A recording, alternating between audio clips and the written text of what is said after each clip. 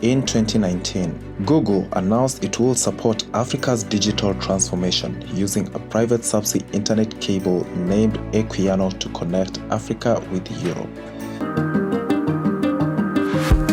It turns out a big part of the cloud isn't in the sky.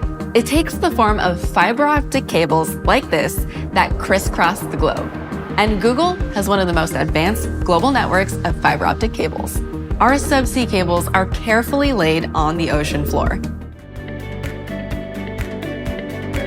The project, named after Nigerian-born writer and abolitionist Elauda Equiano, is expected to provide 20 times more network capacity than the last cable built to serve this region. Equiano is an undersea submarine cable providing internet capacity from Portugal through the west coast of Africa. And this is with the intention of providing more international bandwidth capacity for users in the region.